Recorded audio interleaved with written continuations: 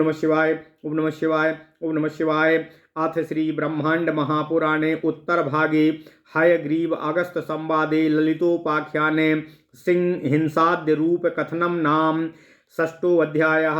इंद्र उवाच अथोपवेश्य चैवैनो मासने परमाद्भुते हयानमुपागत्यागस्त्यो वाक्यं समं ब्रवीतो भगवान सर्वधर्मज्ञ सर्वसिद्धांत वित्तम लोकाभ्युदय हेतुर्हि दर्शनम हि भवादृशाम आविर्भावं महादेव्यास तस्या रूपान्तराणि च विहाराश्चैव मुख्यात् ये तान्नो विस्तरतो वद। ओम नमः शिवाय। ओम नमः शिवाय। ओम नमः शिवाय। ओम नमो भगवते वासुदेवाय। ओम देवकी सुत गोविंद वासुदेव जगतपते देहि मे तनियम कृष्ण त्वाम अहम शरणम गतः। हयग्रीव उवाच अनादिरखिलाधारा सदसत्कर्मरूपिणी ध्यानैक दृश्या ध्यानांगी विद्यांगी हृदयास्पदा आत्मैक्याभ्यक्तिमायाति चिरानुष्ठान गौरवातो आत्मैक्याभ्यक्तिमायाति चिरानुष्ठान गौरवातो आदौ प्रादुर्भूच्छक्तिर्ब्राह्मणो ध्यान योगतः प्रकृतिर्नाम साख्याता देवानामष्टिसिद्धिदा द्वितीय मुदभूद्रूपं प्रव्रते मृतमन्थने सर्वसम्मोहजनकमवाङ्गमने सगोचरम् यद्दर्शनादिभूदिशः सर्वज्ञोऽपि विमोहितः विसृज्य पार्वतीं शीघ्रं तया रुद्धोद नोद्रतम्। ओम नमः शिवाय। तस्याम वै जनयामासो सारस्तारसमासुरार्दनम्। ओम नमः शिवाय। अगस्त्युवाच कथम वै सर्वभूतेषु वसीमन्मथशासनः अहो विमोहितो देव्या जनयामास चात्मजम्।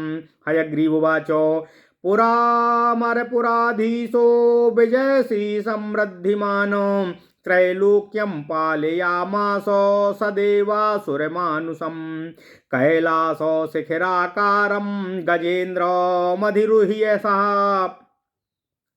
चचाराखिललोकेषु पूज्यमानोऽखिलैरपि तं प्रमत्तं विदित्वाथो भवानीपतिरव्ययः दुर्वासा समथाहूय प्रजिघाय तदन्तिकं खण्डा निजधरो दण्डी धूरिधूसर विग्रह उन्मत्त रूपधारी च ययो विद्याधराध्वना। ओम नमः शिवाय। एतस्मिन्नन्तरे काले काचिद्विधाधराङ्गना यदृच्छया गता तस्य पुरश्चारुतराकृतिः चिरकालेन तपसा तोषयित्वा वराम्बिकामो तत्समर्पितमाल्यं च लब्ध्वा सन्तुष्टमानसाः तां दृष्ट्वा मृगसावाक्षीमुवाच मुनिपुङ्गवः कुत्र वा गम्यते भीरू कुतो लब्धोमिदं त्वया प्रणम्य सा महात्मानोमुवाच विनयान्विता चिरेण तपसा ब्रह्मन् देव्या दत्तं प्रसन्नया तच्छ्रुत्वा वचनं तस्या सोम्रच्छन्माल्यमुद्यमम् अपृष्टमात्रेण सा तुष्टा ददौ तस्मै महात्मने कराभ्यां तत्समादाय कृतार्थोऽस्मीति सत्वरं दधौ स्वाशिरसां भक्त्या तामुवाचातिर्षितः ब्रह्मादीनां लभ्यं यत् लब्ध्वं भाग्यतो मया भक्तिरस्तु पदाम्भोजे देव्यास्तव समुज्ज्वला भविष्यञ्छोभिनाकारे गच्छ सौम्ये यथा सुखं सातं प्रणम्य शिरसा ययौ तुष्टा यथा गतं प्रेषयित्वा सातां भूयो ययौ विद्याधराध्वना विद्याधरवधूसहस्तात् प्रतिजग्राह्य वल्लकीमो दिव्यस्त्रगनुलेपांश्च दिव्यान्याभरणानि च क्वाचिद्दद्धौ क्वाचिद्रह्यन् क्वाचिद्गायन् क्वाचिद्दसन् क्वाचिद्दधौ क्वचिद्ग्रहण क्वाचिद्दधौ क्वाचिद्ग्रहणन् क्वाचिद्रायन् क्वचिद्दसन् स्वेच्छाविहारी सा मुनिर्यत्रो यत्र पुरन्दरः अस्वाकरस्थां ततो मालं सक्राय प्रददौ मुनिः। ओम नमः शिवाय। ओम नमः शिवाय। ओम नमो भगवते वासुदेवाय। ओम देवकी सुत गोविंद वासुदेव जगतपते देहि मे तनियम कृष्ण त्वाम अहम शरणम गतः। ओम नमः शिवाय। ओम नमः शिवाय। ओम नमः शिवाय। ओम नमो भगवते वासुदेवाय। ओम देवकी सुत गोविंद वासुदेव जगतपते देहि मे तनियम कृष्ण त्वाम अहम शरणम गतः। ताम गृहीत्वा गजस्कन्धे स्थापयामास देवराट गजस्तु ताम गृहीत्वाथ प्रेषयामास भूतले। ताम दृष्ट्वा प्रेषिताम मालाम तदा क्रोधेन तापसः उवाच नाधृता माला शिरसा तु मयार्पिता त्रैलोक्यैश्वर्यमत्तेन भवता ह्यावमानिता महादेव्या धृता या तु ब्रह्माद्यै पूज्यते हि सा त्वया यच्छासितो लोका सदेवासुरमानुषः अशोभनो ह्यतेजस कोमं शापाद् भविष्यति इति शाप्त्वा विनीतेन तेन सम्पूजितोऽपि सः तूष्णीमेव यचो ब्रह्मानाभाविकार्यमनुस्मरन् विजया श्रीस्ततस्तस्य दैत्यं तु बलिमन्वगतानो विजयश्रीस्ततस्तस्य दैत्यं तु बलिमन्वगातो नित्यश्रीर्नित्यपुरुषं वासुदेवो मथान्वगातो इन्द्रोऽपि स्वापुरं गत्वा सर्वदेवो समन्वितः अभिषण्डचेतः निःश्रीकाश्चिन्तयामास देवराटो अथामरपुरे दृष्ट्वा निमित्तान्यशुभानि च बृहस्पतिं समाहूय वाक्यमेतदुवाचः भगवान् सर्वधर्मज्ञ त्रिकालज्ञानकोविद दृश्यते दृष्टपूर्वाणि निमित्तान्यशुभानि च किं फलानि चातानि सुरूपायो बाथ कीदृशः इति तद्वचनं श्रुत्वा देवेन्द्रस्य बृहस्पतिः प्रत्युवाच ततो वाक्यं धर्मार्थसहितं शुभं कृतस्य कर्मणो राजन् कल्पकोटिशतैरपि प्रायश्चित्तोपभोगाभ्यां विनाशो न जायते। इन्द्रोवाच कर्म वा कीदृशं ब्रह्मन् प्रायश्चित्तं च कीदृशं तत्सर्वं श्रोतुमिच्छामि तन्मे विस्तरदो वदः। बृहस्पतिरुवाच हननस्ते यहिंसाश्च पानमन्यान् गता हननस्ते यहिंसाश्च पानमन्याङ्गनारतिः अकर्म पञ्चविधं प्राहुर्दुष्यकृत्यं धरणीपतिः ब्रह्मक्षत्रिय विषट्शूद्रो गोतुरख खरोष्ट्रकाः ब्रह्मक्षत्रिया विषट्शूद्रो अगोतुरग खगोष्ट्रकाः चतुष्पादोण्डजब्दाश्च तिर्यः चोनस्थिकास्तथा आयुतं च सहस्रं च शतं दश तथा दश दश पञ्चात्रिरेकार्धा मनु असुर्व्यादिदं भवेत् ब्रह्मक्षत्र विषाम स्त्रीणां मुक्तार्थे पापमादिशेत पितृमात्र गुरुस्वामी पुत्राणां चैव निष्कृतिः गुरुवाज्ञया कृतं पापं तदाज्ञालङ्घनेर्थकम् दश ब्राह्मण भृत्यर्थमेकं हन्याद्विजं नृपः शतब्राह्मण भृत्यर्थं ब्रह्मणो ब्राह्मणं तु वा पञ्च ब्रह्माविदामर्थे वैश्यमेकं तु दण्डयेत् वैश्यम दशो विषामर्थे विषाम वा दण्डयेत् तथा शतो विषामर्थे द्विजमेकं तु दण्डयेत् शूद्राणां तु सहस्राणां दण्डयेत् ब्राह्मणं तु वा तच्छतार्धं तु वा वैश्यं तद्दशार्धं तु शूद्रकं बन्धूनां चैव मित्राणाम् इष्टार्थे तु त्रिपादकम् अर्थं कलत्रपुत्रार्थे स्वात्मार्थे न तु किञ्चन आत्मानं हन्तुमारब्धं ब्राह्मणं क्षत्रियं विषं गाम वा तुरगमन्यं वा हत्वा दोषैर्निलिप्यते आत्मदारात्मजभ्रातृबन्धूनां च द्विजोत्तमा आत्मदारात्मजभ्रातृबन्धूनां च द्विजोत्तमा क्रमादश गुणो दोषो रक्षणे च तथा फलम्। ओम नमः शिवाय। ओम नमः शिवाय। ओम नमः शिवाय। ओम नमो भगवते वासुदेवाय। ओम देवकी सुत गोविंद वासुदेव जगतपते देहि तनियम कृष्ण त्वाम अहम शरणम गतः। भूप द्विजसूत्रिय वेदान विद्वतबी भूप द्विजश्रोत्रिय वेदान विदाव्रति वेदांत विद्वेद विदाम विनाशे एक दुई पंचाशदथायुतं च यस्मिन् निष्कृतिश्चेति वदन्ति सन्तः तेषां च रक्षण विधो हि कृते च दाने अपूर्वोदितोत्तरगुणं प्रवदन्ति पुण्यमो तेषां च दर्शन विधौ नमने च कार्ये शुश्रूषणेऽपि चरताम् असदृशाश्च तेषाम् सिंह व्याघ्र मृगादीनि लोकहिंसाकराणि तु नृपो हन्यच्च सततं देवार्थे ब्रह्मणार्थके आपस्त्वात्मार्थके चापि हत्वा मेध्यानि भक्षयेत नात्मार्थे पंचयेदन्नं नात्मार्थे पंचयेत् पशून् देवार्थे ब्रह्मणार्थे वा पंचमानो न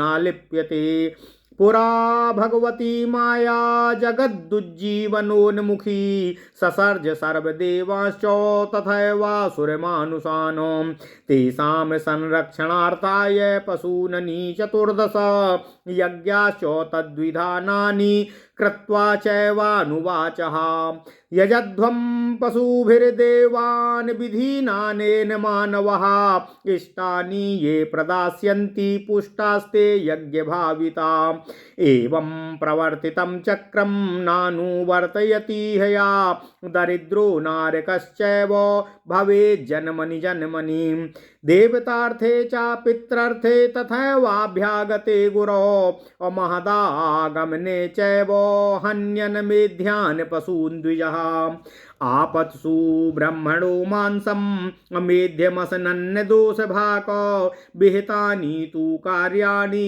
प्रतिषिद्धानि वर्जयेत पुरा भूद्युविनाश्वस्य देवतानां महाक्रतुः अमयायमिति देवानां कलहः समजायत तदा विभज्य देवानां मानुषांश्च पशूनपि विभज्य कैकसः प्रादाद् ब्रह्मालोकपितामहः ततस्तु परमासक्तिर्भूतसंघसहायिनी कुपिता भूततो ब्रह्मा तामुवाच नयान्वितः प्रादुर्भूता समुद्दीक्ष्य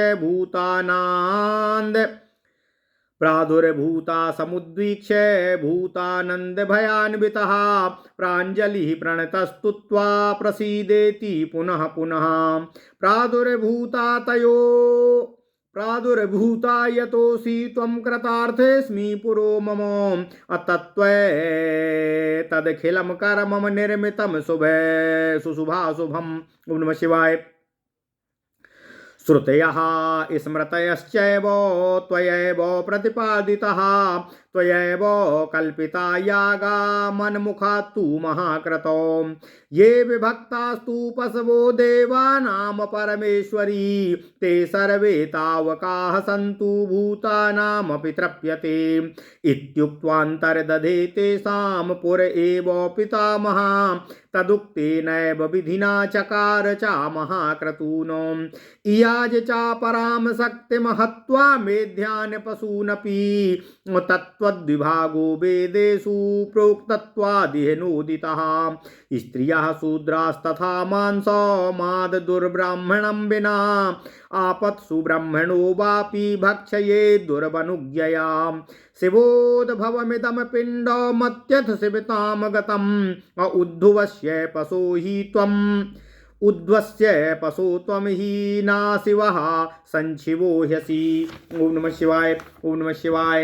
ईशा सर्वजगत् सर्वा प्रभवः प्रलयस्तथा यतो विश्वाधिको रुद्रस्तेन रुद्रोऽसि वै पशो अनेन तुरगम वा अनेनोतुर्गम गावा गजोष्ट्रा महिषादिकम् आत्मार्थं वा परार्थं वा हत्वा दोषैर्निलिप्यते ग्रहानिष्टकरान्वापि नागाखुबलिवृश्चिकानो एतद्ग्रहाश्रमस्थानां क्रियाफलोभीप्सतामो मनः संकल्पसिद्धानां महतामो शिववर्चसामो पशुयज्ञेन चान्येषामिष्टापूर्तिकरं भवेत् और जप होमार्चनाद्यस्तु तेषामिष्टं च सिद्धयति। ओम नमः शिवाय, ओम नमः शिवाय, ओम नमः शिवाय। ओम नमो भगवते वासुदेवाय। ओम देवकी सुत गोविंद वासुदेव जगतपते देवमेतरियम कृष्ण त्वाम अहम शरणम गतः।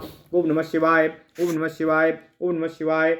अथ श्री ब्रह्मांड महापुराण उत्तर भाग हयग्रीव और अगस्त के संवाद में ललितोपाख्यान अध्याय 6 हिंसादि रूप कथन। ओम नमः शिवाय। इंद्र जी बोले, इसके बाद परम अद्भुत आसन पर बैठकर हयग्रीव के पास आकर अगस्त मुनि ने उनसे इस प्रकार निवेदन किया। अगस्त मुनि ने कहा कि सब धर्मों को जानने वाले, सब सिद्धांतों को जानने वाले हे भगवान, आप जैसे लोगों का दर्शन संसार के कल्याण का मूल कारण है। हे भगवान, आप महादेवी ललिता का आविर्भाव एवं उन महादेवी के अनेकों तथा उनके मुख्य मुख्य विहारों को हमें विस्तार पूर्वक बताने की कृपा कीजिए। ओम नमः शिवाय। हयग्रीव ने अगस्त मुनि से कहा, हे मुने, जो अनादि अखिल विश्व की आधार, अच्छे और बुरे कर्म कराने वाली, एक ध्यान से दर्शनीय, ध्यान के अंग वाली, विद्या रूप शरीर वाली, हृदय में स्थान वाली तथा जो अपनी आत्मा की एकता से बहुत अधिक अनुष्ठान पूजा पाठ करने से प्रकट होती हैं, दिखाई देती हैं, सृष्टि के आदि काल में ब्रह्मा जी के ध्यान योग से वह भक्ति उत्पन्न हुई थी जिसका नाम प्रकृति हुआ, जो देवताओं की इच्छा और उनको सिद्धि प्रदान करने वाली थी। उन महादेवी प्रकृति का दूसरा रूप समुद्र मंथन के समय उत्पन्न हुआ, जो भगवान शंकर को मोह पैदा करने वाला और वाणी, मन और ज्ञानेंद्रियों से नहीं जानने योग्य था। जिन महादेवी के दर्शन से सब कुछ जानने वाले जगदीश्वर भगवान शिव विशेष मोहित हो गए और शीघ्र ही पार्वती को छोड़कर उन शक्ति रूपी महादेवी से संयुक्त हो गए। तब भगवान शंकर के द्वारा उनसे संयुक्त हो जाने पर उस देवी में उन्होंने शासन करने वाले असुरार्दन को जन्म दिया। अगस्त मुनि ने कहा कि सब प्राणियों को पैदा करने वाले, सभी इंद्रियों को वश में करने वाले, कामदेव को शासित करने वाले भगवान शंकर ने कैसे देवी से विमोहित होकर पुत्र को उत्पन्न किया। भगवान हयग्रीव ने कहा कि प्राचीन काल में विजय श्री से समृद्ध असुरपुरी शिव के अधीश्वर इंद्र ने देवता, मनुष्य और असुरों सहित त्रैलोक्य का पालन किया। तब उन्होंने कैलाश पर्वत के आकार वाले गजराज पर चढ़कर सभी लोगों से पूजित हुए समस्त लोकों में विचरण किया। अविनाशी भवानीपति शंकर ने उसे प्रमत्त देखकर उसके बाद दुर्वासा ऋषि को बुलाकर उनके पास में जाकर उन्हें प्रेरित किया। तब फटे हुए मृग चर्म को धारण करने वाले, दंडी धूरी धूसर शरीर वाले, उन्मत्त रूपधारी भगवान शिव विद्याधर मार्ग से गए। उसी समय कोई सुंदरतर आकृति वाली विद्याधरांगना स्वेच्छा से उनके सामने आ गई। चिरकाल की तपस्या द्वारा उन परा अंबिका को संतुष्ट करके उनके द्वारा समर्पित की गई माला को संतुष्ट मन से प्राप्त कर उसको देखकर मुनि श्रेष्ठ ने मृग छौने की आंख के समान उस सुंदरी से कहा कि हे डरने वाले स्वभाव वाली सुंदरी, तुम कहाँ जा रही हो तथा तुमने इस माला को कहाँ से प्राप्त किया। उसने प्रणाम करके विनम्रता पूर्वक महात्मा मुनि से कहा कि हे ब्राह्मण, चिरकाल की तपस्या द्वारा प्रसन्न देवी ने मुझे इस माला को दिया है। उसके वचन को सुनकर उन्होंने उत्तम माल्या को पूछा पूछने मात्र से प्रसन्न उसने वह माला उन महात्मा को प्रदान कर दी। दोनों हाथों से माला को लेकर शीघ्र ही उन्होंने कहा कि मैं इस माला को लेकर आपका आभारी हूँ। उसके बाद उन्होंने भक्तिपूर्वक उस माला को सिर पर धारण किया और अत्यंत प्रसन्न होकर उससे बोले कि जो ब्रह्मा आदि के लिए अलभ्य है उस माला को आज मैंने भाग्य से आपसे प्राप्त कर लिया है। हे कमल चरणे, तुम्हें देवी की समुज्वल भक्ति प्राप्त होवे। हे सौम्य, तुम भविष्य में शोभन आकार में सुखपूर्वक हो जाओ। फिर वह उन मुनि को सिर झुकाकर प्रणाम करके जिस मार्ग से आई थी उसी मार्ग को चली गई। फिर उसको पुनः भेजकर वे मुनि विद्याधर के मार्ग पर चले गए और विद्याधर वधू के हाथ से माला को ग्रहण कर लिया। तब दिव्य माला और सुगंधित लेपों तथा दिव्य आभूषणों को कहीं से ग्रहण करते हुए, कहीं गाते हुए और कहीं रहते हुए कहीं धारण किया और इस प्रकार स्वेच्छा से विचरण करने वाले वे मुनि अगस्त वहां गए जहां कि इंद्र थे। उसके बाद उन मुनि ने अपने हाथ में स्थित माला को इंद्र को दे दिया। ओम नमः शिवाय, ओम नमः शिवाय, ओम नमः शिवाय। उस माला को लेकर इंद्र ने अपने हाथी के कंधे में डाल दिया। इसके बाद हाथी ने उस माला को लेकर पृथ्वी तल पर गिरा दिया।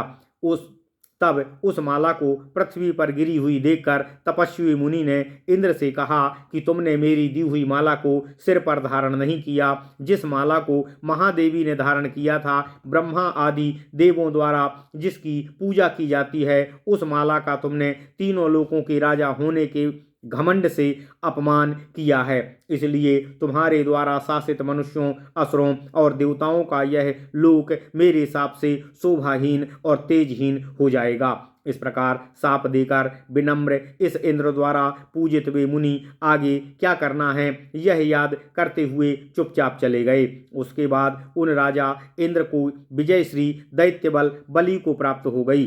तब त्रैलोक्य के राजा बलि हो गए। नित्य श्री नित्य पुरुष वासुदेव भगवान का अनुसरण करने लगी।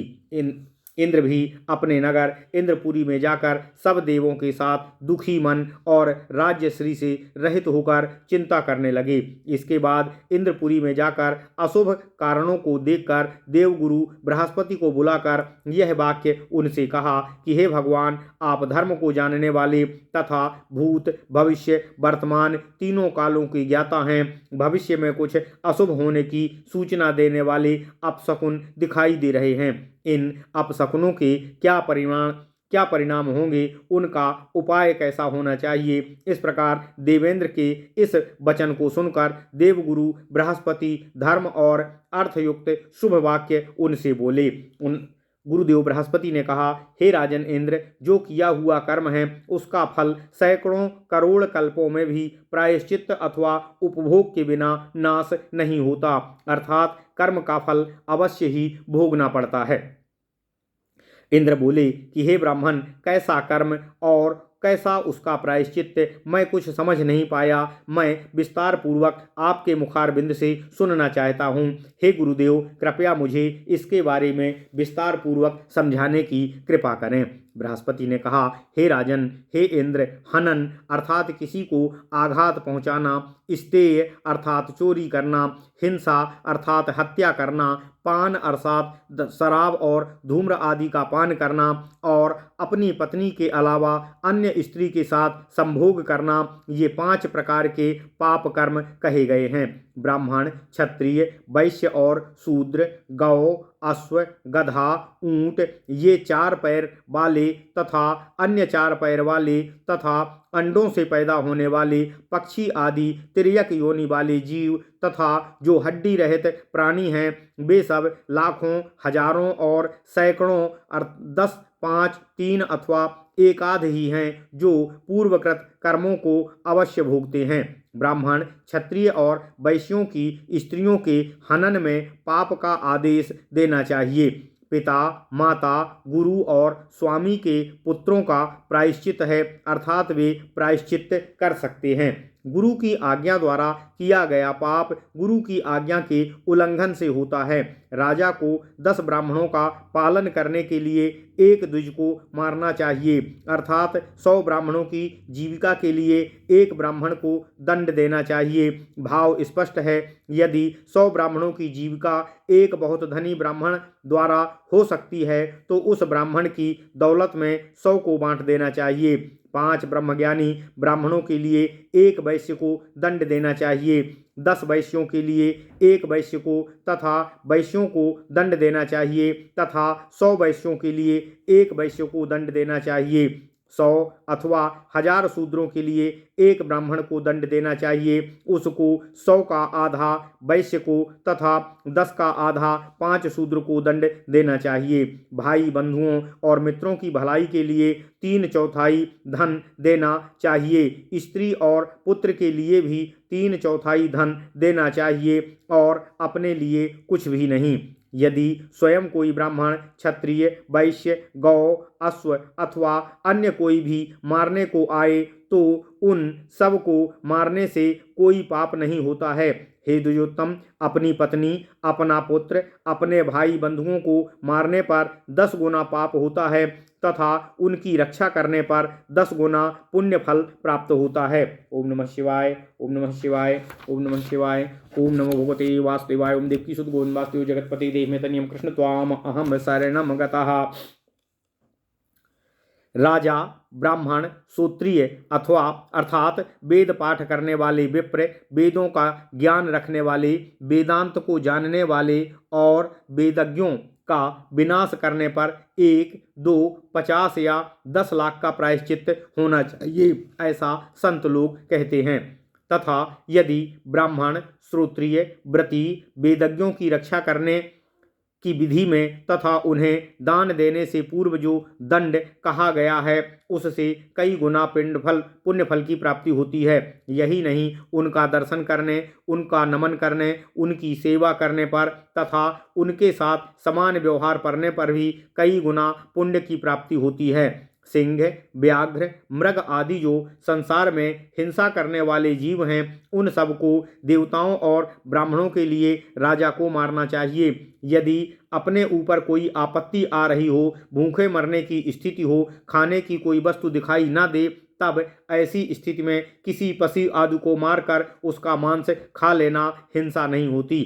अपने लिए अन्न को नहीं पकाना चाहिए तथा अपने लिए पशुओं को भी कभी नहीं पकाना चाहिए। देवताओं अर्थात यज्ञ आदि करने के लिए और ब्राह्मणों के लिए पकाने वाला व्यक्ति पाप से लिप्त नहीं होता। भाव यह है कि यज्ञावशिष्ट अन्न तथा यज्ञ में दी गई बलि से अवशिष्ट मांस खाना पाप नहीं है तथा ऐसे केवल अपने लिए अथवा मांस पकाकर खाना पाप है। प्राचीन काल में भगवती माया इस संसार को जीवन देने के लिए तैयार हुई, तब सब देवताओं ने उसी प्रकार मनुष्यों और असुरों को उत्पन्न किया और उनके संरक्षण के लिए 14 पशुओं को यज्ञों और उनके विधि विधान को करने के लिए कहा कि हे मनुष्यों, हे पशुओं, देवताओं की इस विधि से यज्ञ करो। यज्ञ से भावित एवं पुष्ट वे देवता तुम्हें तुम्हारी मनोकामनाओं की पूर्ति प्रदान करेंगे। इस प्रकार इस संसार में यह चक्र निरंतर चलता है। दरिद्र एवं नारकी मनुष्य जन्म जन्म में होने चाहिए। देवताओं के लिए, पितरों के लिए, उसी प्रकार अतिथियों के लिए और गुरु के लिए अथवा किसी महान पुरुष के आगमन पर ब्राह्मण, क्षत्रिय, वैश्य द्वारा उनके सकारार्थ भोजन के लिए पशुओं को नहीं मारना चाहिए। ओम नमः शिवाय। आपत्तियों में ब्राह्मण को मांस खाना पाप नहीं है। आपत्ति का अर्थ है कि भूख से पीड़ित हों तथा कुछ भी खाने को न मिले और प्राण संकट हो तभी ऐसा करें, परंतु अन्य कार्य जो नहीं करने योग्य हैं, जो शास्त्र द्वारा निषिद्ध हैं, उन्हें छोड़ देना चाहिए। प्राचीन काल में युवनाश्व और देवताओं का महायज्ञ हुआ, तब यह यज्ञ मेरा है, यह दोनों ने आपस में कहा, जिससे परस्पर कलह उत्पन्न हो गया। तब वहाँ लोक पितामह ब्रह्मा जी ने देवताओं, मनुष्यों और पशुओं को विभाजित करके एक एक को एक एक प्रदान किया।